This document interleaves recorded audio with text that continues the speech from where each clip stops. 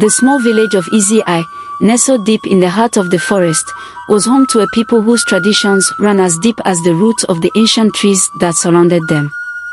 The rhythm of life moved to the beat of the drum, and the wisdom of the elders shaped every decision.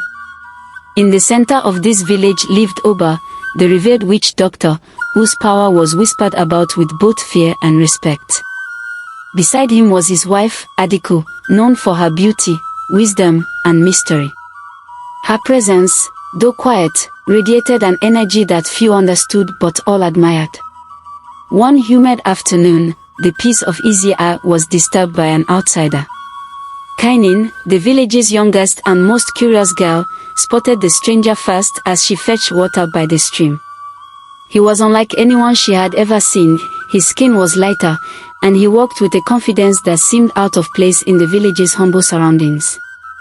His name was Daniel, a man who had journeyed deep into the forest, guided by whispers of an ancient culture that held powers unknown to the outside world. The villagers were not fond of outsiders. They carried their traditions close, guarding them against the influence of the outside world.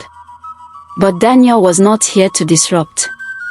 He was here for a reason known only to him, a desire hidden deep within him. Oba, the witch doctor, had been preparing remedies in his hut when the news of the outsider's arrival reached him. He had no love for outsiders. They brought diseases of the mind and spirit, the kind that weakened the fabric of tradition. But Oba was a man who did not act hastily. He sent word to the village elders, and together, they would decide what to do with this stranger. Adaku, meanwhile, had felt a strange stirring in her bones the moment Daniel set foot in the village. She did not know what it was, whether it was a warning or a sign, but she kept her suspicions to herself, watching her husband carefully as he received the stranger. Daniel was brought before Oba, standing tall despite the weight of the village's silent judgment. He explained himself clearly. He was an anthropologist, a man of science, seeking to learn about the ancient traditions of the forest people. He had heard of Oba's great powers, of the connection the villagers had to the spirits, and he wanted to document it, to study it. Oba, however, saw through the polished words.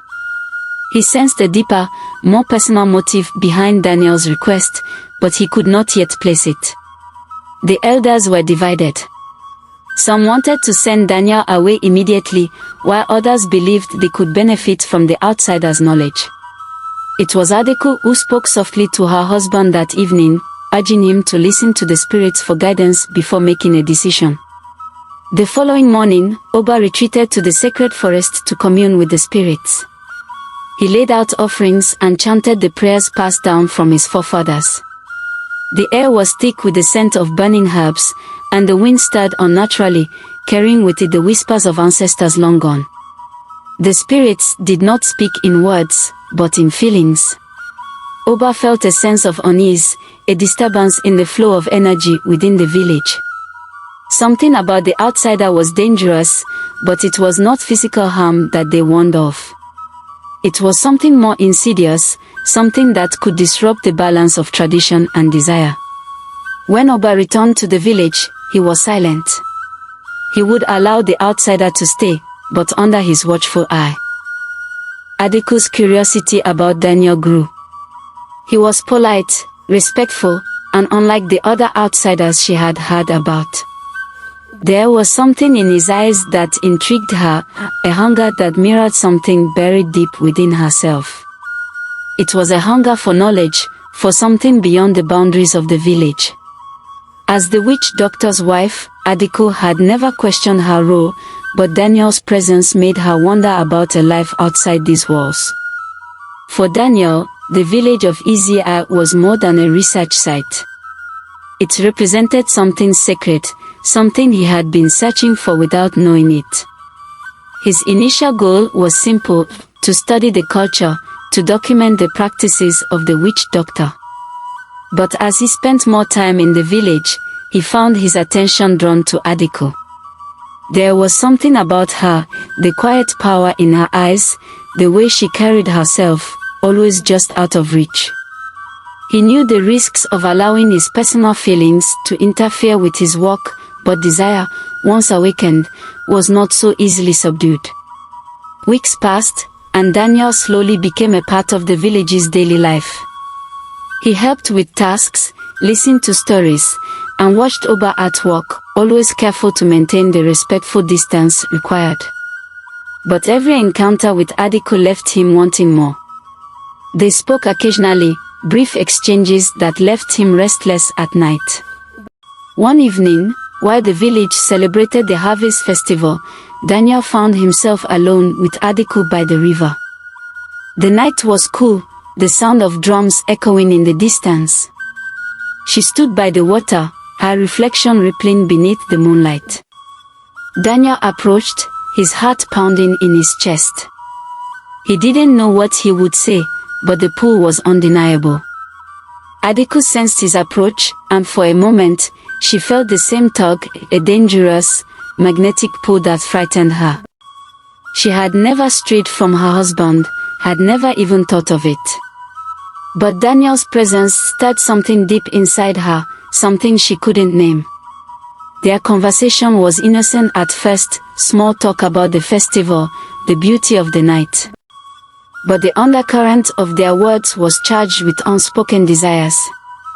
When Daniel reached out to touch her hand, she didn't pull away. The next morning, Oba could sense that something had shifted. He had noticed the way Daniel looked at his wife, but he had dismissed it as the foolishness of an outsider. Now, though, there was a tension in the air that hadn't been there before. Oba watched Daniel closely, and though the outsider gave him no reason to doubt his intentions, the witch doctor's instincts were sharp. He felt the spirits warning him again, though the message was still unclear. Adaku, for her part, was careful to avoid being alone with Daniel. She knew the danger of their growing connection, but she couldn't deny the excitement it brought her. She was a dutiful wife, and she loved her husband, but there was a part of her that had been awakened, a part that yearned for more than the life she had been given. The rains came, drenching the village for days. The paths were muddy, and the villagers stayed close to their homes, seeking shelter from the storm. It was during one of these storms that Daniel and Adaku found themselves alone in the witch doctor's hut. Oba had gone to the forest to gather rare herbs, leaving the two of them with nothing but the sound of the rain and the crackling fire to fill the silence.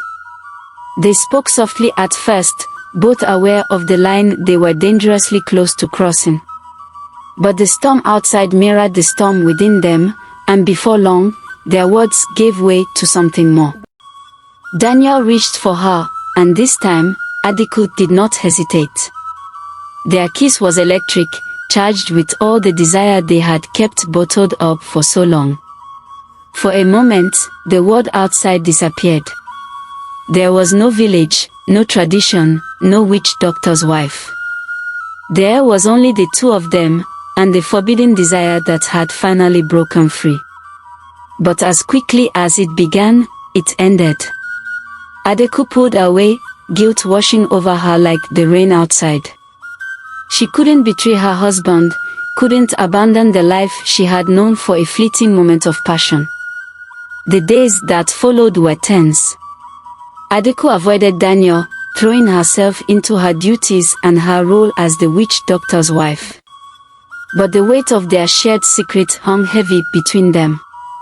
She couldn't escape the memory of his touch, the way it had felt to give in to her desires, even for a brief moment. Daniel, too, was tormented by what had happened. He knew he had crossed a line, and yet, he couldn't bring himself to regret it. His feelings for Adaku had only grown stronger, and the thought of leaving the village without her felt unbearable. But he knew that staying would only lead to more trouble. Oba's suspicions grew. He hadn't seen the exchange between his wife and Daniel, but he could feel the shift in the energy around them. He was a man deeply attuned to the spirits, and they were restless. One night, Oba had a dream. In it, the spirit spoke to him clearly for the first time. They warned him of betrayal, of danger lurking close to home. He saw visions of fire, of destruction, and at the center of it all was his wife, standing beside the outsider. When Oba woke, his heart was heavy. He didn't want to believe the dream, didn't want to question his wife's loyalty. But the spirits had never led him astray before. He decided to confront Adaku, though he did so with caution. He couldn't accuse her without proof, but he needed to know the truth. Oba waited until they were alone in their hut, the night quiet around them. Adaku was preparing a meal when he spoke. His voice was calm, but there was an edge to it that made her stop in her tracks. Adaku, he said, the spirits have spoken to me. They say there is danger in our midst, a betrayal that threatens our way of life. Adaku's heart raced, but she kept her face composed. What are you saying, my husband? Oba looked into her eyes, searching for the truth. I am saying that the spirits have warned me about the outsider. They say he has brought with him more than just curiosity. They say he has brought desire. Adaku's hands trembled as she set down the pot she was holding. She knew what he was asking, but she couldn't bring herself to speak. Oba stepped closer, his voice soft but firm. Tell me, Adaku, have you given him what belongs to me? She met his gaze, and for a moment, the truth was on the tip of her tongue. But she couldn't bring herself to say it. Instead, she shook her head, lying to both herself and her husband. The tension between Adaku and Oba continued to grow, and Daniel knew that his time in the village was coming to an end.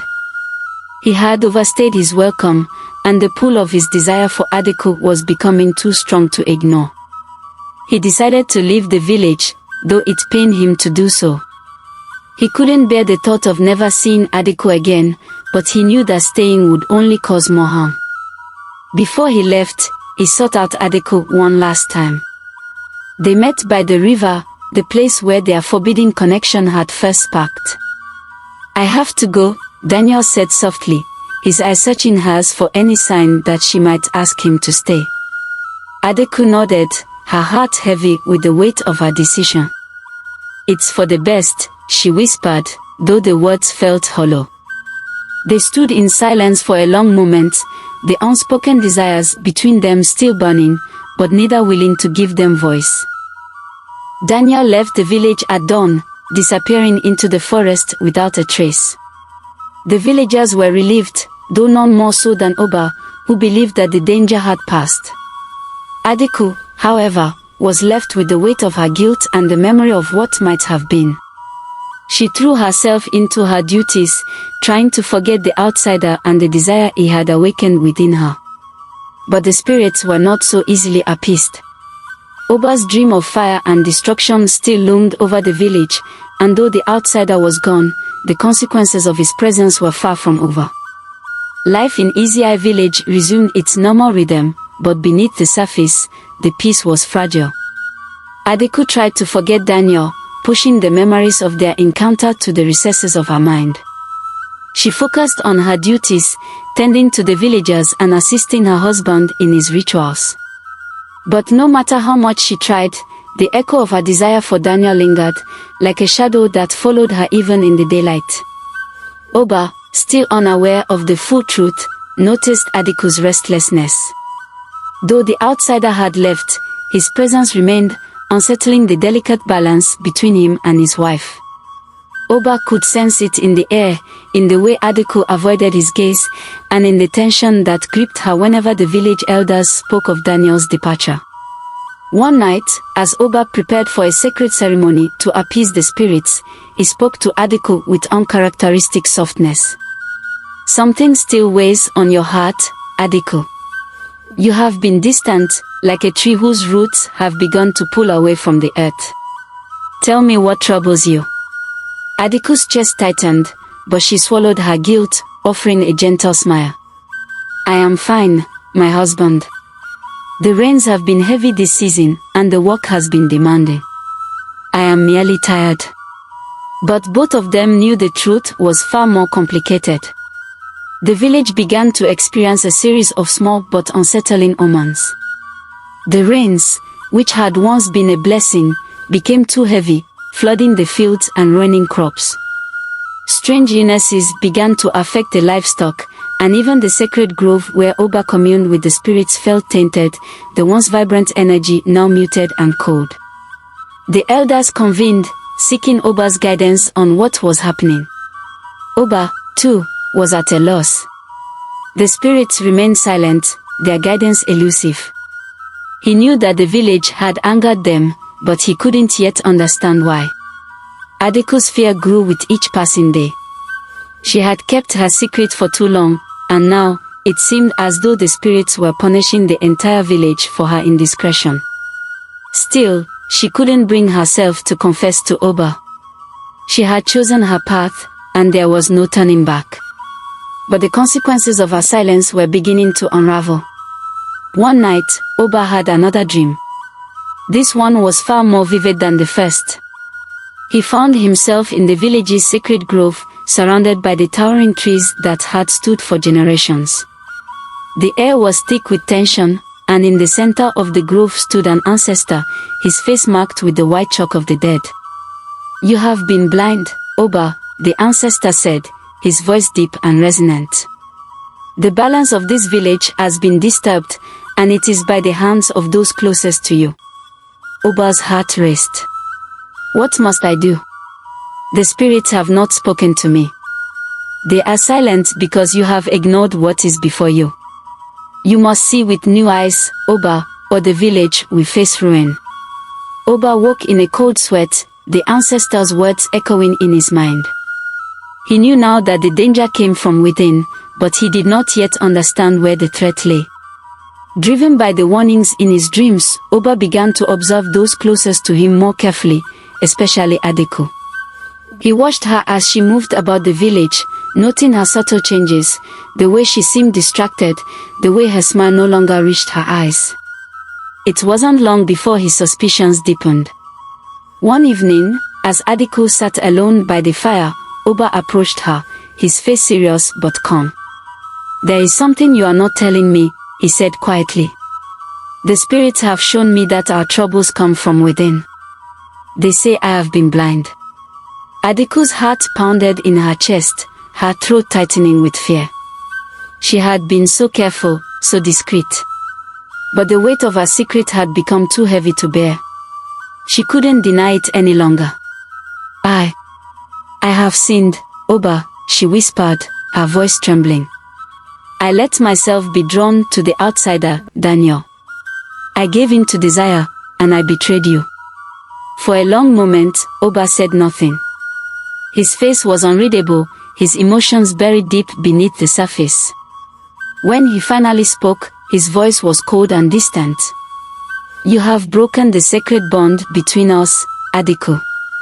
You have angered the spirits, and now the entire village suffers for your actions." Adaku fell to her knees, tears streaming down her face. "I am sorry, Oba. I never meant to betray you. I never meant to bring harm to the village." But her words could not undo what had been done. The news of Adaku's betrayal spread through the village like wildfire. The elders were furious, and the villagers were shocked. How could the wife of their revered witch doctor have succumbed to such weakness? How could she have brought such dishonor upon their village? The elders demanded punishment. Adaku's actions had not only betrayed her husband but had also disrupted the harmony between the village and the spirits. Something had to be done to restore balance. Oba, however, remained silent on the matter. He had always been a man of wisdom and restraint, and though his heart was filled with anger and pain, he refused to make a hasty decision. Instead, he retreated to the sacred grove once more, seeking guidance from the spirits. There, in the stillness of the forest, he heard their whispers.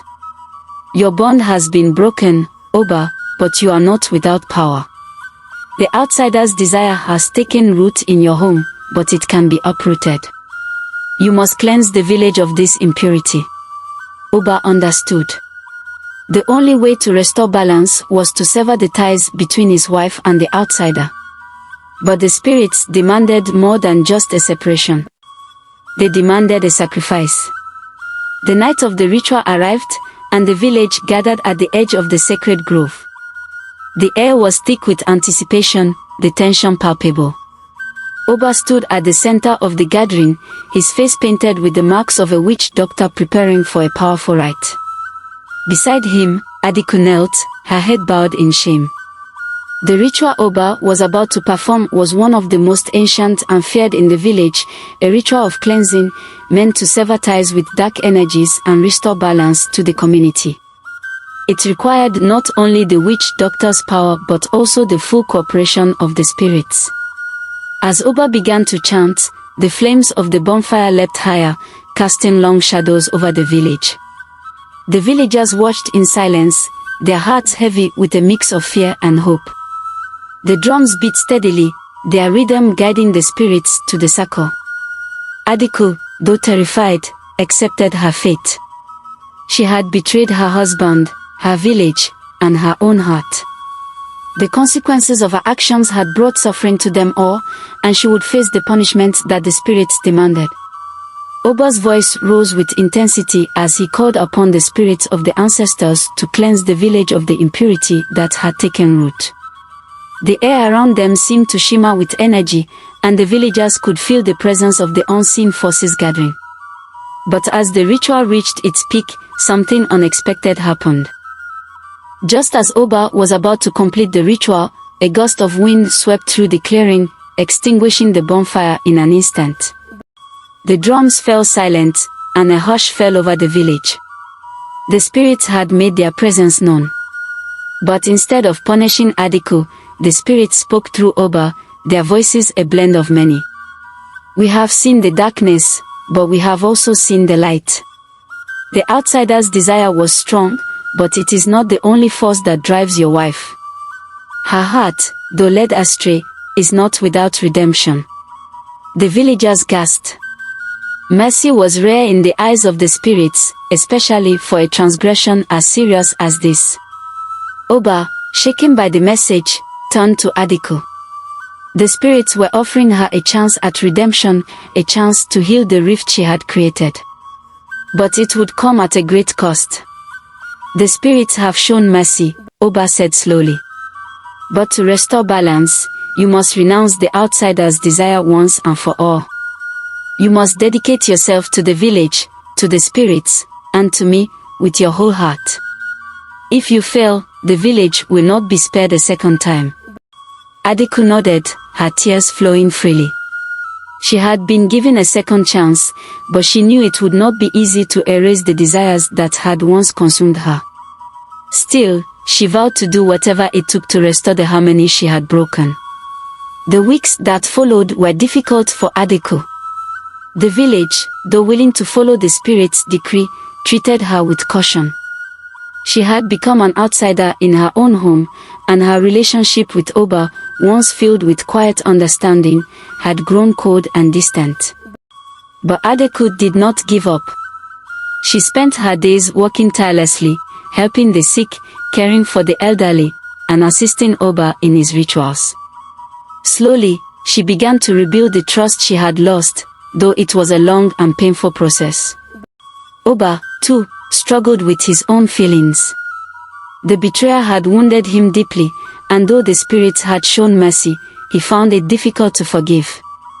Yet, he knew that he, too, must heed the spirit's call for balance. He watched Adaku closely, observing her dedication, and in time, his anger began to soften. The village, though wary at first, began to accept Adaku once more. She had proven her loyalty, not through words, but through her actions. And as the seasons changed, the omens that had once plagued the village began to fade. The crops flourished, the livestock grew strong, and the spirits returned to their place of honor in the village's heart. In the end, Adaku's path to redemption was not an easy one, but it was one that she walked with determination. The outsider's desire had left its mark, but it no longer defined her. Instead, she became a symbol of the village's resilience, a reminder that even the deepest wounds could heal if tended to with care and love. And though her relationship with Oba was forever changed, it had evolved into something new, a partnership built on mutual respect and a shared understanding of the power of forgiveness. The village of Enkay, once on the brink of ruin, had been restored.